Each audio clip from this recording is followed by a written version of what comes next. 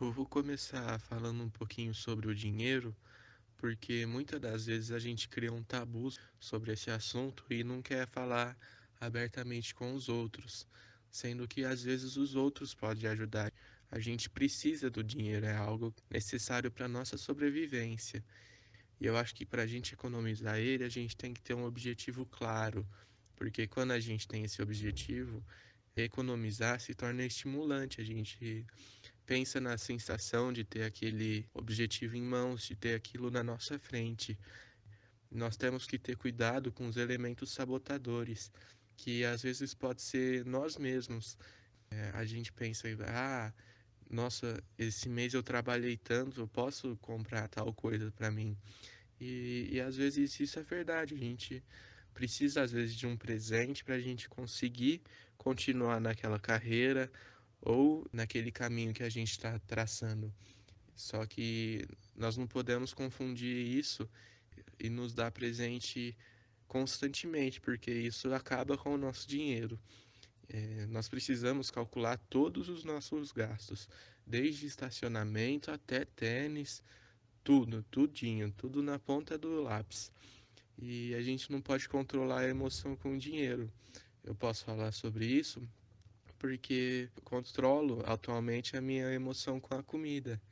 E é realmente uma doença, a obesidade. E eu penso que, como eu controlo com a comida, existem pessoas que controlam com as drogas ou mesmo com o dinheiro. E com o dinheiro não dá para voltar atrás. E então eu acho que a gente tem que tomar bastante cuidado e às vezes procurar ajuda, porque nem sempre é só uma compulsividade, às vezes tem alguma coisa aí. Eu acho que a gente precisa eleger prioridades para chegar lá nos nossos objetivos.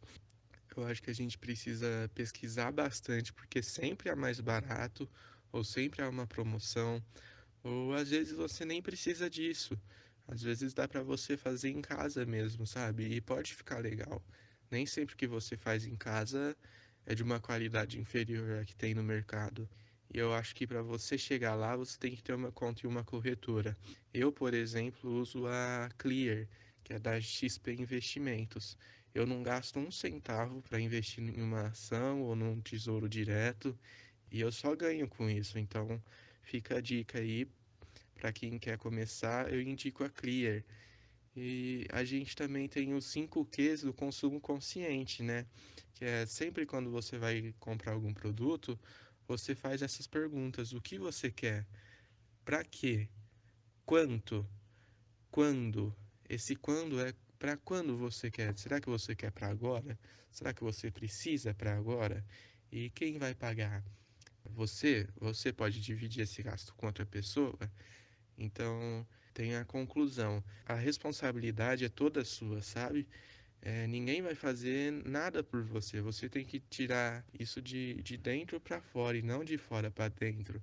Você não pode controlar a sua emoção com produtos, comprando as coisas achando que isso vai melhorar. Às vezes você quer, por exemplo, um fone de ouvido que tenha o som mais neutro possível, mas às vezes você não escuta tudo. Às vezes você tem uma faixa de frequência ali que não atinge o seu ouvido. Ou você quer uma bicicleta que seja muito leve, que corra muito, mas você está obeso. Do que vai adiantar a bicicleta ter 4 quilos se você tem 80, entende? Às vezes eu acho que a gente precisa mudar de fora para dentro. E essa é uma filosofia que eu levo sempre comigo, mas às vezes não dá. Às vezes a gente acaba caindo mesmo. E isso é normal. Eu acho que a gente precisa aprender com os erros. Eles são muito importantes, eles não são inúteis. E a gente tem que aprender com eles. Quando eu comecei a investir, eu investia 30% do meu salário, que era mais ou menos R$ 700, o meu salário inteiro. Isso me deu uma boa reserva emergencial. Então eu conseguia fazer as coisas que eu precisava e ainda assim eu tinha uma reserva emergencial. E eu acho que essa reserva é a coisa mais importante que você tem que fazer agora. Se você está começando, guarda um pouco do seu dinheiro, porque ali no futuro você vai precisar, sabe? São 1 ano e meio E esse 1 ano e meio acaba, você não vai ter esse dinheiro para sempre. E os 70% do meu salário eu uso para aquilo que é essencial ou para aquilo que eu realmente preciso. Eu acho que a gente, quando quer ver se a gente realmente precisa daquilo, a gente precisa esperar pelo menos uma semana e aí perguntar, vixe, será que eu realmente preciso? Será que vai ser benéfico para mim? E aí tirar suas próprias conclusões, entendeu? Quando eu falo faça você mesmo, eu falo porque eu emprego isso também. Depois eu vou tirar uma foto de como eu tô gravando esse áudio aqui e você vai entender um pouquinho. Eu acho que a gente precisa entender como funcionam as coisas, para a gente tirar o melhor proveito daquilo sem gastar tanto dinheiro. Por exemplo, eu sei que o moletom e caixa de ovo não deixa passar muito som, não deixa reverberar muito som.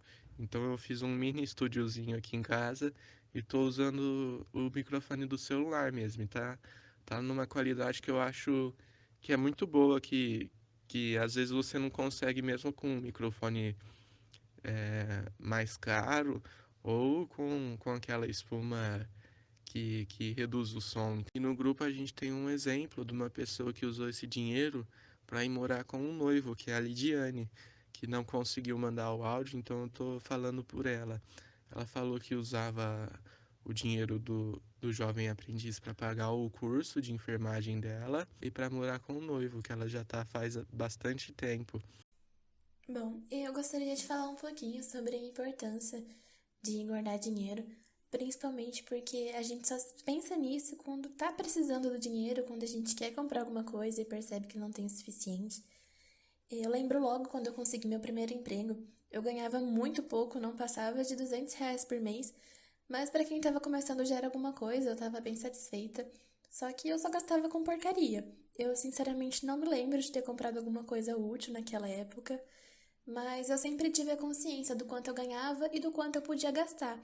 Ou seja, eu estava sempre no meu limite e eu nunca gastei mais do que eu tinha. E quando eu consegui o emprego de jovem aprendiz, foi quando eu comecei a ter mais noção sobre renda.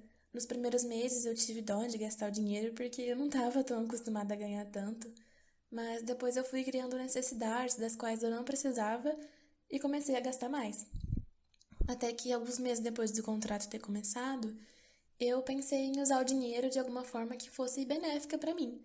E aí eu comecei a ir atrás dos meus cursos e investir na minha carreira, no meu desenvolvimento profissional, que é uma coisa que eu sei que no futuro vai ser de grande ajuda.